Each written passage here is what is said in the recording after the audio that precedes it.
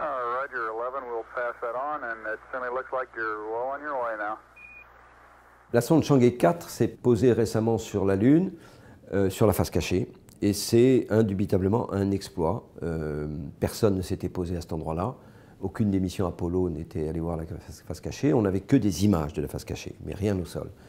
C'est un exploit parce que pour se poser sur la face cachée, il faut une sonde qui soit totalement autonome.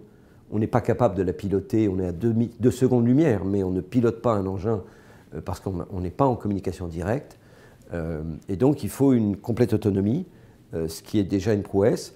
Et ils ont en plus un système d'évitement d'obstacles, qui est une technologie très sophistiquée, qui consiste à se stationner au-dessus de la surface, à prendre des images et en temps réel, identifier là où il y a des rochers, là où il y a des cratères, et trouver le bon endroit plat où il va se poser. Et tout ça doit se faire en quelques secondes. Et ça, c'est quelque chose d'extrêmement sophistiqué que les Chinois ont parfaitement maîtrisé, puisqu'il s'est parfaitement posé sur la face cachée. Alors, on ne s'est jamais posé sur la face cachée, et donc il y a un intérêt d'aller voir. En plus, Chang'e 4 s'est posé dans le cratère von Karman, qui est lui-même dans un gigantesque bassin qu'on appelle le bassin Aitken. Le terme de bassin signifie que l'impact de la météorite a percé la croûte jusqu'à atteindre le manteau. Et ça, c'est extrêmement attractif sur le plan scientifique. On aimerait analyser ce matériau du manteau.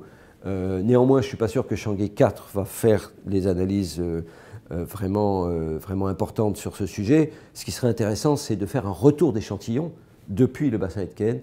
Et il y a des projets aux États-Unis, mais aussi peut-être en Chine, qui vont réaliser ce type de retour d'échantillons. Il y a un intérêt à avoir de nouveaux échantillons lunaires issus de zones où on n'est pas encore allé, que ce soit la face cachée, ce bassin Aitken, mais aussi du côté des pôles. On n'a aucun échantillon et ça serait très intéressant. L'intérêt scientifique de ce type d'échantillon concerne notamment ce qu'on appelle le grand bombardement tardif. Le grand bombardement tardif, c'est un résultat direct des échantillons d'Apollo. L'idée, c'est que 600 millions d'années après la formation de la Lune, eh bien, tout d'un coup, ça a beaucoup bombardé sur la Lune, sur Terre, sur Mars, partout dans le système solaire interne. Et il y a un débat scientifique de savoir si c'est une réalité ou s'il y a un biais observationnel qui fait qu'un gros impact lunaire serait interprété par un grand bombardement tardif. Et donc, avoir des échantillons de la face cachée, et si on confirme qu'il s'est bien passé quelque chose il y a 3,94 milliards d'années, alors on confirmera effectivement que le grand bombardement tardif est une réalité. On observe un regain d'intérêt de la Lune, notamment venant de l'Inde, mais aussi d'Israël. Les raisons sont assez différentes. L'Inde, je dirais, a une démarche un peu similaire à celle de la Chine, avec des moyens un peu plus modestes. La Chine, on parle de 200 000 personnes qui travaillent dans le spatial en Chine. Les chiffres en Inde ne sont pas connus, mais avec un rythme qui est un peu moins ambitieux que le rythme chinois, l'Inde a une stratégie qui est assez similaire à ce qui se passe en Chine. L'Inde compte envoyer un homme en orbite basse, l'Inde a déjà fait Chandrayaan, l'Inde a déjà fait Mangalyaan autour de Mars, et donc il y a une démarche d'acquérir les technologies de ce qu'on appelle l'espace lointain, la Lune, Mars, Vénus, et c'est un petit peu la démarche qu'on observe en Chine. Dans le cas d'Israël, c'est un peu différent. C'est une société privée qui était impliquée dans le Google Lunar X Prize, prix qui a été annulé pour des raisons probablement de faisabilité. Et cette entreprise n'a pas, comme on dit, lâché l'affaire. Elle a continué à travailler. Elle a réussi à obtenir des financements.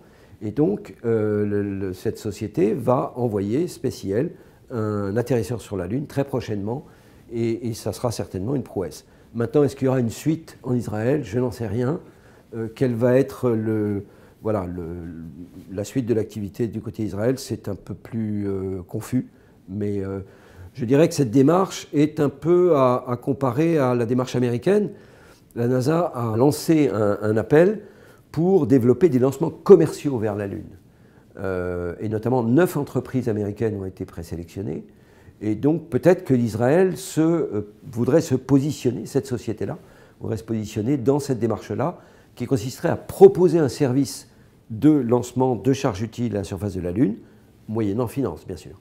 C'est ça un petit peu l'idée, et on verra par la suite comment tout ça va se concrétiser.